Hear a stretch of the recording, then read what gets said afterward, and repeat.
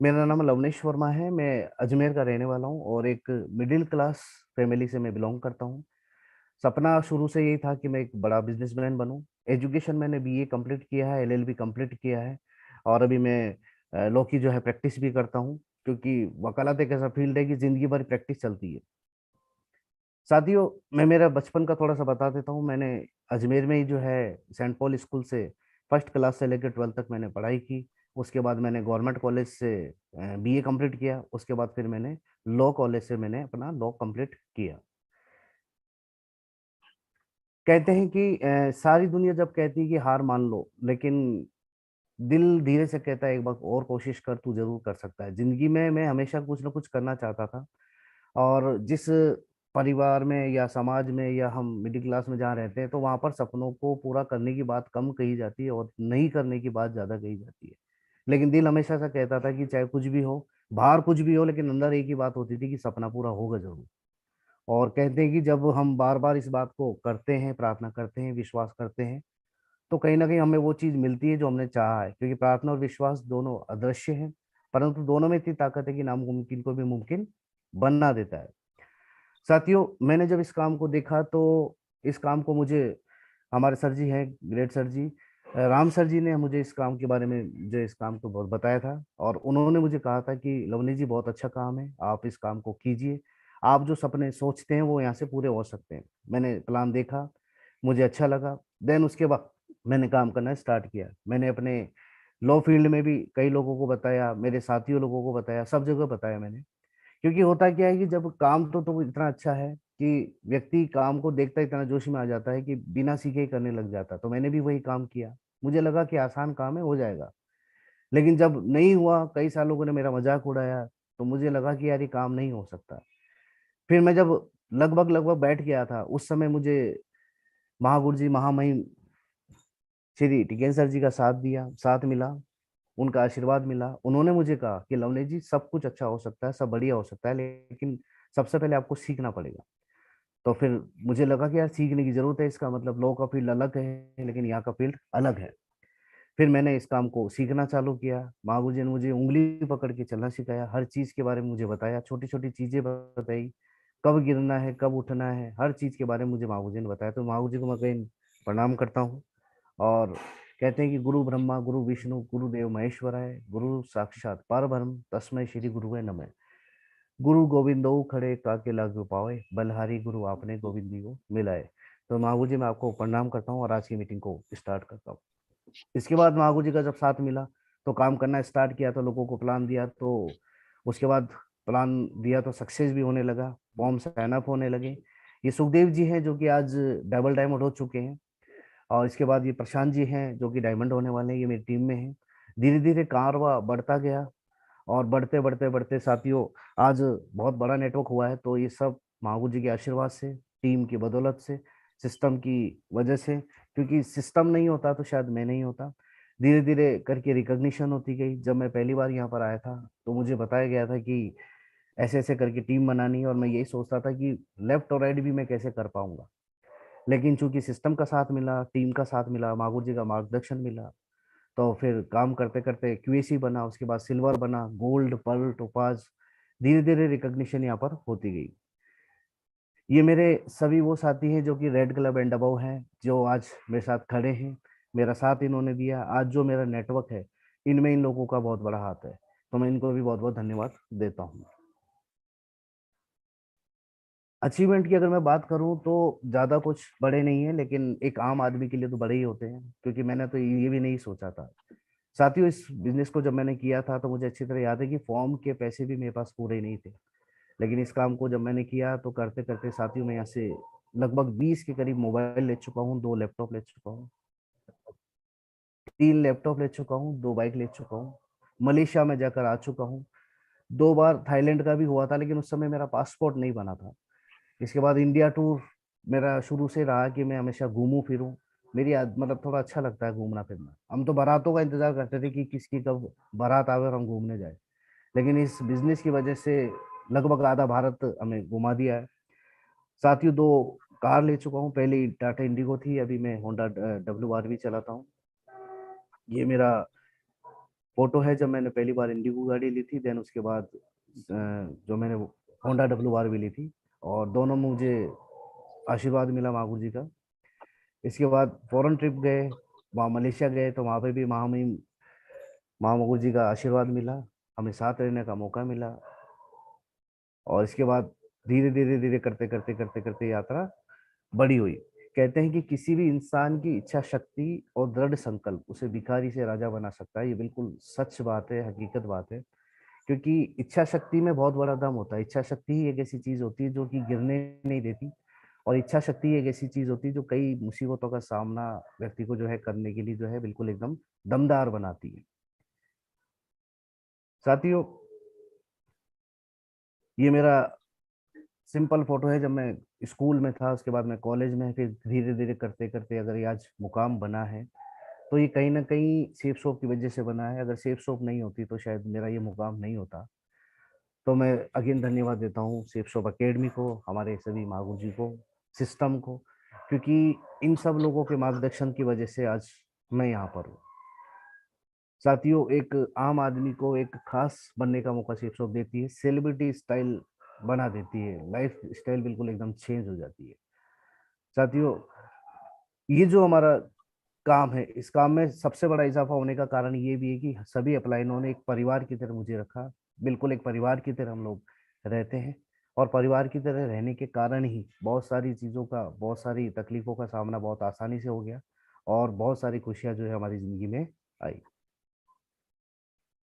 साथ ही हमारी मेरी जो सक्सेस का जो की पॉइंट है ना, उसमें इन चीज़ों का बहुत बड़ा हाथ रहा। सबसे पहली बात तो ये रही कि अपलाइन का प्रमोशन। अपलाइन का प्रमोशन हमेशा दिल से किया है, कभी भी फ्रंटली नहीं किया, हमेशा हार्टली किया। क्योंकि मुझे एक बात मालूम थी कि हम जिनके साथ काम करें, अगर उनका प्रमोशन नहीं करेंगे तो नेचुरल बात है काम नहीं होगा, और बल्कि काम हो ना हो इससे मतलब नहीं है। किसी ने अगर हमारा साथ दिया, हमारा बिल्कुल एकदम हाथ पकड़ के आगे बढ़ाया, तो हमें प्रमोशन करना चाहिए। फिर चाहे फायदा हो चाहे नुकसान हो, इससे कोई फर्क नहीं पड़ता, लेकिन कोई दिल से हमारा साथ दे रहा है तो हमें भी दिल से साथ देना चाहिए। सिस्टम का प्रमोशन किया, क्योंकि सिस्टम की वजह से ट्रेनिंग होती है, मीटिंग होती है। आज ये जूम मीटिंग, ये भी एक सिस्टम का ही हिस्सा है। तो सिस्टम का प्रमोशन करना जरूरी, क्योंकि हम अकेले कब तक क्या कर पाएंगे। सिस्टम है तो सब कुछ हो पाएगा। सिस्टम ही है जो डुप्लीकेशन करवा देता है। कोई भी ट्रेनिंग नहीं छोड़ी, क्योंकि ट्रेनिंग होना जरूरी है। मैंने बताया था ना शुरू में, जब मैंने इस काम को किया था तो बिना सीखे किया था, तो काम नहीं हो पाया था। लेकिन जब ट्रेनिंग दी तो मुझे मालूम पड़ा कि यार ट्रेनिंग से थोड़ा काम सरल हो सकता है। उसके बाद मैंने कभी ट्रेनिंग नहीं छोड़ी, 8 स्टेप ट्रेनिंग को बराबर फॉलो किया, क्योंकि ये जो 8 चरण है, ये 8 चरण की वजह से ही आगे से आगे स्टेप बाय स्टेप है ना, काम को जो है सरलता कैसे मिली, वो सारी चीज मालूम पड़ी। दिशा ट्रेनिंग का हमेशा प्रमोशन किया, क्योंकि दिशा में जाने के बाद ही व्यक्ति को खुद को पता चलता है कि मैं कौन हूँ। व्यक्ति का पूरा नजरिया जो है वो चेंज हो जाता है दिशा की वजह से। अगर एक सिंपल ट्रेनिंग लेता है तो व्यक्ति हो सकता है छोटे मोटे ड्रीम्स को पूरा करने की सोचता हो, लेकिन दिशा देने के बाद तो वो पूरी जिंदगी के बारे में सोचने लग जाता है। कार्डिनल नियम को कभी नहीं तोड़ा। क्यों नहीं तोड़ा? इसका कारण है, कार्डिनल नियम एक ऐसे नियम है जो हम नहीं थे तब भी थे इस धरती पर। ये धरती में जब से मानव हुए हैं, तब से कार्डिनल नियम हुए हैं, शुरू से हुए। रामायण और महाभारत के काल में भी कार्डिनल नियम थे। कोई भी राजा, कोई भी प्रजा, कहीं भी किसी भी क्षेत्र में, कोई भी डिपार्टमेंट, कोई भी एरिया क्यों ना हो, कार्डिनल नियम सब जगह काम आते हैं।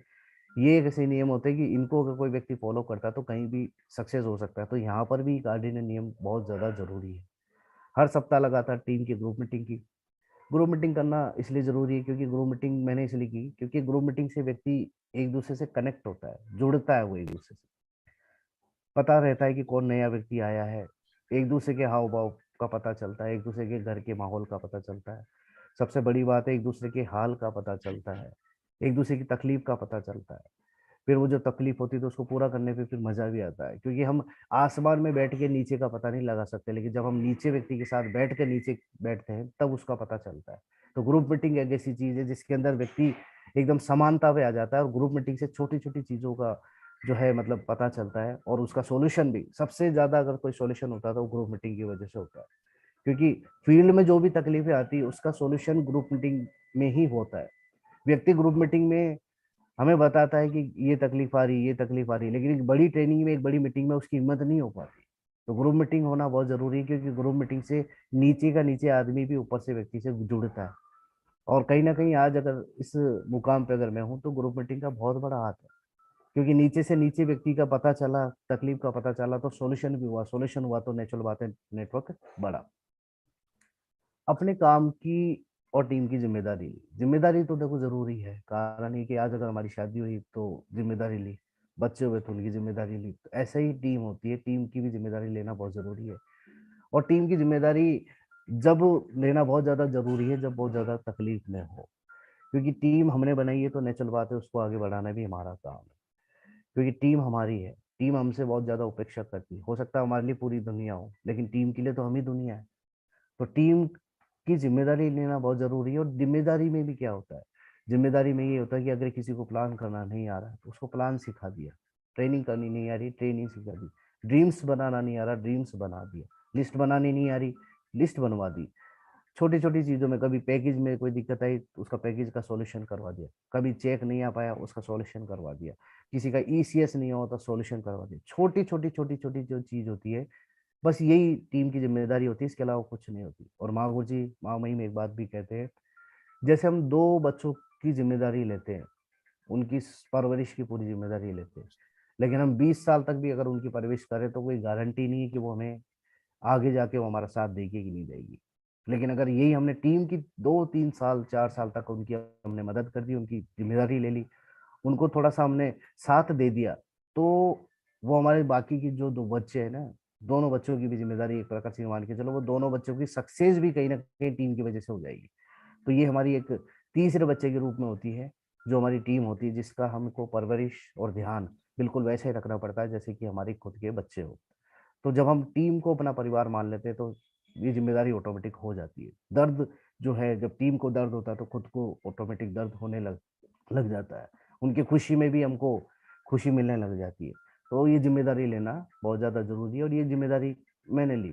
क्यों ली? क्योंकि मैंने अपलाइन से सीखा, क्योंकि उन्होंने भी यही किया तो मैंने भी वही किया, मैंने जो देखा वही किया। और ये सब कुछ अगर मैं देख पाया हूँ या कर पाया हूँ या सीख पाया हूँ, तो मैंने लाइव प्रैक्टिकल, मैंने महागुरु जी श्री टीके सर जी को मैंने देखा, और जब मैंने उनको देखा तो मैं एज इट इज करता गया। जहाँ कभी कोई दिक्कत आई, छोटी सी चूक हुई, गलती हुई, मैंने उनसे पूछा, उन्होंने सॉल्यूशन किया। तो ये सब कुछ जो भी मैंने आज यहाँ पर दिया है या लिखा है, ये मेरा कुछ भी नहीं है, ये सब महागुरु जी का है, जो कि प्रैक्टिकल उनका मैंने जब देखा तो उन्होंने मुझे बिल्कुल बच्चों की तरह बिल्कुल एकदम छोटी छोटी चीजें मेरे को सिखाई। तो साथियों, आज कहीं ना कहीं उनका भी बहुत बड़ा रोल है, और बहुत बड़ा क्या है, सारा रोल ही उन्हीं का है। साथियों, जैसा कि बताया कि ड्रीम्स को पूरा करने के लिए सबसे पहले क्या है कि विजुअलाइजेशन होना बहुत जरूरी है। और ये विजुअलाइजेशन मैं बचपन से देखा करता था। मैं जब छोटा था तब से मैं सोचता था कि एक बड़ा बिजनेसमैन बनेंगे, लेकिन मुझे एक भी बात मालूम थी कि बड़ा बिजनेस बनने के लिए बड़ा पैसे की जरूरत है, और हमारे पास वो था नहीं। लेकिन कहते हैं ना, विजुअलाइजेशन की ताकत है, क्या पता कौन कब कौन सी डगर पे क्या मिल जाए, कोई पता नहीं है। तो साथियों, मुझे पता नहीं था कि सेफ शॉप मेरे को मिल जाएगा, लेकिन ये विजुअलाइजेशन की पावर है कि सेफ शॉप मुझे मिल गया। आज आप जितने भी लोग यहाँ पर मौजूद हो, अगर आप लोगों को सेफ शॉप मिला है ना, तो आप बिल्कुल ध्यान से सोच के बैठिएगा, आपने कभी ना कभी कहीं ना कहीं एक बड़े काम की तमन्ना की थी, विजुअलाइजेशन किया था, इसी वजह से आज आपके पास सेफ शॉप है। ये विजुअलाइजेशन की ताकत है। आज आपकी जिंदगी में जो भी कुछ हो रहा है विजुअलाइजेशन की वजह से हो रहा है। पैसा आ रहा है तो उसकी वजह से हो रहा है, बहुत सम्मान मिल रहा है विजुअलाइजेशन की वजह से हो रहा है। तो विजुअलाइजेशन जो होता है, ये बहुत बहुत बड़ा वर्क करता है, काम करता है ये विजुअलाइजेशन। हम सोचते हैं, कहते हैं ना कि एक होती दृष्टि और एक होती दूरदृष्टि। दृष्टि वो जो हम सामने हो रहा है उसे देख लेते हैं, दूरदृष्टि वो जो हमें पता नहीं कि क्या होगा क्या नहीं होगा, लेकिन हम उसको पहले ही मतलब अपनी कल्पना में देख लेते हैं, वो होता है विजुअलाइजेशन। एक माँ का जब बच्चा होता है छोटा, तो उस छोटे बच्चे में वो अपना बिल्कुल एकदम डॉक्टर देख लेती है, वकील देख लेती है, प्रोफेसर देख लेती है, तो वो क्या है, विजुअलाइजेशन है। एक किसान एक छोटे से बीज में अपनी बड़ी फसल देख लेता है, वो क्या है, विजुअलाइजेशन है। तो हर साइंटिस्ट अपने छोटे से प्रयास में एक बड़ा आविष्कार देख लेता है, वो सब विजुअलाइजेशन है। तो विजुअलाइजेशन की पावर बहुत बड़ी पावर है। और बेनिफिट इतना होता है विजुअलाइजेशन का कि व्यक्ति खुश रहता है, ऑटोमेटिक उस डायरेक्शन में उस दिशा में काम करने लग जाता है, उसको फिर छोटी छोटी तकलीफों से कोई फर्क नहीं पड़ता। और विजुअलाइजेशन हमेशा रखना चाहिए, कोई भी चीज का जो है होना जरूरी है। और बिग एंड परमानेंट सक्सेस अगर हमको लेनी है तो विजुअलाइजेशन की वजह से ही हो सकती है, क्योंकि अगर हमने कोई चीज सोच ली है तो उसको अनवरत लगातार अगर हमको वो हमारे माइंड में रहती है तो विजुअलाइजेशन की वजह से रहती है। तो विजुअलाइजेशन की बहुत बड़ी पावर है। और उसके बाद जो है ड्रीम्स, जैसा कि हमें 8 स्टेप ट्रेनिंग में बताया जाता है कि सिर्फ ड्रीम्स पूरे नहीं होते, ड्रीम्स को गोल में कन्वर्ट करना पड़ता है, देन टारगेट में कन्वर्ट करना पड़ता है, उसके बाद फिर वो पर्पस में होता है, तब जाकर वो पूरे होते हैं। तो साथियों, कोई भी ड्रीम्स बनाना बहुत आसान है। किसी भी व्यक्ति को कोई भी बात बोले कि भाई ड्रीम्स पूरे करने हैं, वो पूरा करने के लिए तैयार है, बस तैयार है, ओनली सोच लिया उसने, लेकिन उसके बाद गोल में कैसे कन्वर्ट होगा, टारगेट में कैसे कन्वर्ट होगा, पर्पस में कैसे कन्वर्ट होगा, अगर ये चीज नहीं पता तो फिर वो कुछ नहीं कर पाएगा। तो ड्रीम्स कभी भी पूरे नहीं होते। एक मोटिवेटर है और हमारे माहू जी हैं, उन लोगों के मुंह से मैंने हमेशा सुना है कि ड्रीम्स कभी भी पूरे नहीं होते, हमेशा पर्पस पूरे होते हैं। तो ड्रीम्स को पर्पस तक कन्वर्ट करना हमें जरूरी है, देन उसके बाद ही सारा खेल कंप्लीट होता है। और कहते भी success is not a destination, यानी कि ये कोई एक सफलता कोई एक मंजिल नहीं है निश्चित, ये तो एक ऐसा रास्ता है जो लगातार चलते रहे, यानी कि कंटिन्यूअस, लगातार एक के बाद एक। इसके बाद है साथियों कुछ महत्वपूर्ण बातें हैं जिसे मानकर मैंने काम किया और अपने सपनों को पूरा किया। सबसे पहले तो क्या है कि सपनों के बारे में बता देता हूँ। सपनों को पूरा करने के लिए चाहत की शक्ति होना जरूरी है। जैसे मैंने पहले लिखा कि बताया था मैंने कि इच्छा शक्ति का होना जरूरी है, इच्छा शक्ति होना बहुत ज्यादा जरूरी है। अगर इच्छा शक्ति है तो बहुत तकलीफों के बावजूद भी व्यक्ति जो है सपनों को जो है मतलब पूरा करता ही है। देन उसके बाद है सपनों को पूरा करने के लिए सपनों के लिए ईमानदार भी होना जरूरी है, क्योंकि सपने तो हैं हमारे पास, लेकिन अगर हम उसके लिए ईमानदार नहीं है, ईमानदार कैसे मैं बताऊं। जैसे मान लीजिए कि हमें कभी प्लान करने के लिए कहा गया और हमने कहा कि हमने कर लिया, जबकि हमने किया नहीं है, तो वो क्या है, वो ईमानदारी है। ईमानदारी का मतलब ये है, एक हमारे मामू जी है, उनके मुंह से मैंने सुना था कि ईमानदारी वो होती है कि जब आपको कोई देख नहीं रहा होता तब भी आप वो वाला काम कर रहे हैं जो आपको करना चाहिए, तो फिर आप ईमानदार हो। तो ईमानदार होना बहुत जरूरी है अपने सपनों के लिए, क्योंकि सपने आपने लिखे हैं, पूरा भी आपको करना है। तो उसके लिए जो भी काम करने वो आपको करने, आपको बार बार कोई बताएगा नहीं। तो वो ईमानदारी हमें खुद को रखनी पड़ेगी। ये मैंने किया है, कोशिश की है करने की, ये चीज मैंने माँ से सीखी। इसके बाद है सपनों को पूरा करने के लिए नीति का होना जरूरी है, नियम का होना जरूरी है, नैतिकता का भी होना जरूरी है, नियति का भी होना जरूरी है, निसंदेहता का भी होना जरूरी है, और नम्रता का भी होना जरूरी है। क्योंकि सपनों को पूरा करने के लिए एक नीति होना जरूरी है, एक तरीका होना चाहिए, जैसे कि हमको सिस्टम बताता है। सिस्टम की जो भी 8 स्टेप ट्रेनिंग होती है, ये सब नीति में आता है। इसके बाद कुछ नियम, नियम मैंने बता ही दिया आपको। 3 कार्डिनल रूल होना बहुत जरूरी है, क्योंकि नियम नहीं होंगे तो व्यक्ति अनुशासित नहीं होगा, पंचुअल नहीं होगा। नियम होना जरूरी है, क्योंकि बिना नियम के व्यक्ति दिक्कत आती है उसको, नियम करना जरूरी है। इसके बाद है नैतिकता। नैतिकता यानी कि सद्गुण, अच्छे गुण, क्योंकि व्यक्ति जैसे जैसे आगे बढ़ता है तो उसको और थोड़ा सा सद्गुण होना जरूरी है, उसके अच्छे नियम, अच्छे मतलब नैतिकता होना जरूरी है, अच्छा व्यवहार होना जरूरी है। क्योंकि कहते हैं कि जिस पेड़ पे सबसे ज्यादा फल लगते हैं वो उतना ही ज्यादा झुकता है। तो नैतिकता भी होना जरूरी है, नियति भी होना जरूरी है, क्योंकि नियति जो होती है, एक परिस्थिति जो होती है, एक प्रकृति जो होती है, या यूं मान के चलो गॉड पावर जो होती है, उसका भी हमारा बहुत बड़ा रोल होता है। 80-90% में नियति का मानता हूँ। इसके बाद है निसंदेहता, यानी कि शक नहीं करना, होगा चाहे तकलीफ कितनी आए, कोई भी दिक्कत आए, होगा जरूर, ये कंफर्म है, हमें संदेह नहीं करना, दुनिया भले ही करे। और इसके बाद है नम्रता। जैसे जैसे आप सक्सेस हो, जैसे जैसे हम सक्सेस हुए, जैसे जैसे आगे बढ़े, जैसे जैसे सपने पूरे हैं, हमें और नम्र होना पड़ेगा। क्योंकि हमारे महागुरु जी एक बात बोलते हैं कि जैसे जैसे व्यक्ति में सफलता आती है, एक ईगो भी जो है ऑटोमेटिक धीरे धीरे आने लग जाता है।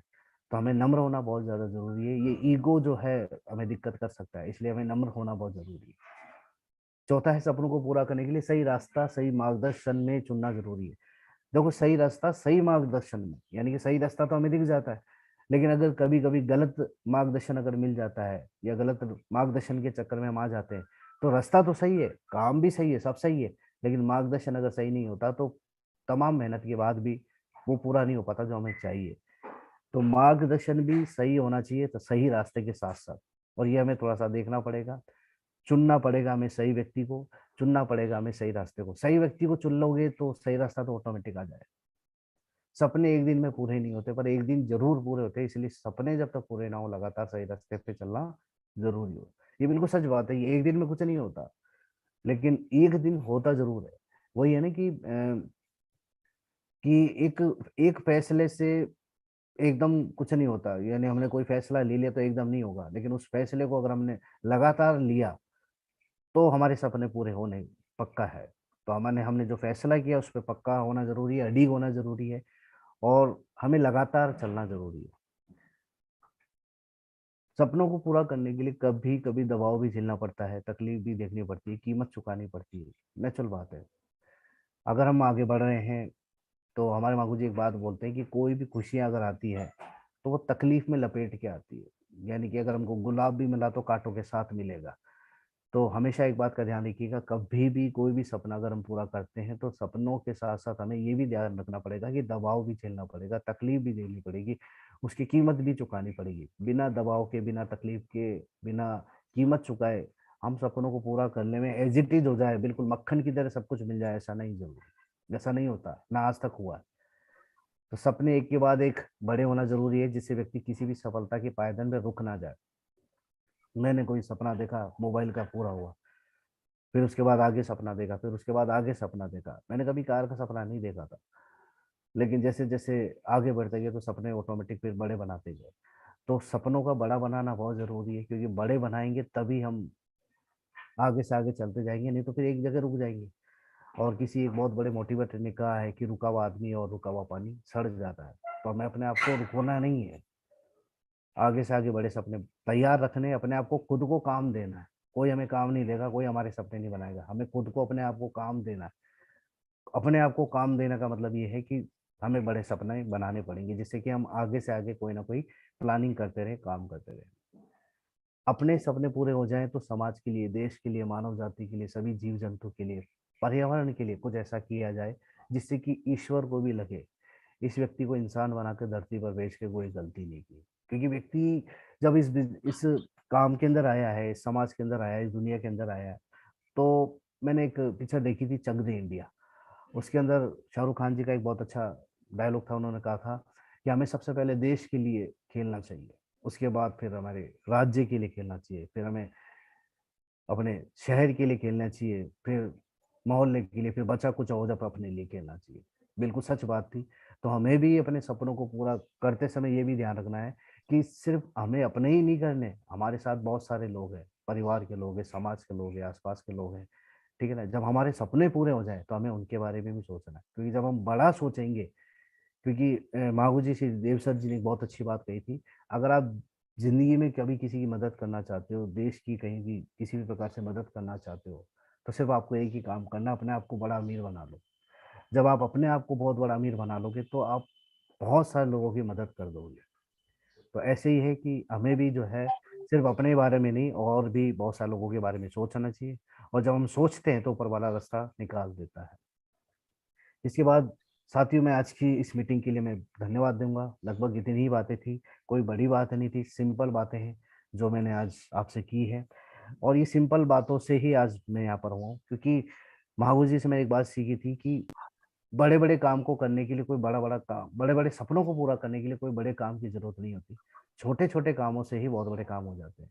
तो साथियों, आज ये जो चीजें हैं, ये सिंपल तरीके से, जो सिंपल बातें जो मैंने सीखी थी, और इन सिंपल बातों से ही एक्चुअल में बहुत बड़े मुकाम को मैंने हासिल किया है। ये कुछ छोटी छोटी बातें थी, कुछ अगर मुझसे चूक हुई हो तो मैं माफी चाहूंगा। और आज की मीटिंग के लिए मैं लवनेश वर्मा, आज की इस मीटिंग के लिए ईश्वर के साथ साथ महामहिम मांगू जी श्री नरसिंह ग्रेवाल सर जी, मांगू जी श्री टिकेश सर जी को चरण स्पर्श करके उन्हें धन्यवाद देता हूँ। आज राष्ट्रीय चैनल पर मुझे बोलने का मौका देकर सम्मान दिया। साथ ही साथ अपनी माता जी को धन्यवाद देता हूँ, जिन्होंने मुझे अच्छे संस्कार दिए। मैं अपनी पूरी टीम को भी धन्यवाद देता हूँ, जिनकी बदौलत बड़ी टीम बनी, जिन्होंने मेरा साथ दिया, मुझे भाई से बढ़कर हमेशा प्यार सम्मान दिया। ईश्वर से प्रार्थना की मेरे द्वारा किसी का दिल ना दुखे, बल्कि जो उम्मीद मुझसे मेरे परिवार ने, मेरे मार्गदर्शन ने, मेरी टीम ने, मेरे अपलाइन ने, मेरे समाज ने मुझसे लगाई है, मैं उस पर खरा उतर सकूं। और मुझे पूरा विश्वास है कि मैं खरा उतरूंगा ही उतरूंगा। क्यों? क्योंकि जो एक नम्रता, जो एक नैतिकता, जो एक अच्छे गुण, अच्छे संस्कार मुझे अपलाइन से, इनसे मिले हैं, मेरी माता जी से मिले हैं, तो मुझे मालूम है कि मैं कभी भटकूंगा नहीं। और मेरे साथ मेरे मागू जी है, मेरी मदर है, मेरे साथ सेफ शॉप अकेडमी है, सभी अप्लायंस का साथ है। तो मुझे मालूम है कि बहुत बड़ा काम होगा, और जो उम्मीद आप लोगों ने लगाई है मैं उसे पूरा करूंगा। तो साथियों, आज के लिए बहुत बहुत धन्यवाद। अगेन माफ़ी चाहूँगा, आज थोड़ा सा लेट हो पाया, लेकिन कोई दिक्कत नहीं, हो सकता है ईश्वर की मर्जी हो, जो होता है अच्छे के लिए होता है। जो कुछ आज मैं आपको दे पाया हूँ, ये इसमें सारा का सारा मागू जी श्री टिकेन सर जी का है, जिनसे मैंने सीखा और प्रैक्टिकल मैंने देखा। और बाकी आगे भी मैं कोशिश करता हूँ उनकी बातों को मानने का। एक छोटा सा कण हूँ मैं उनके आगे, और बस उस यही कोशिश करता हूँ कि जैसा उन्होंने सोचा है उन मेरे लिए, मैं उस पर खरा उतर सकूँ। बहुत बहुत धन्यवाद आप सब लोगों को। Thank you very much, and wish you all the best, और आप सभी लोगों के सपने पूरे हों, ऐसी मेरी कल्पना है। धन्यवाद।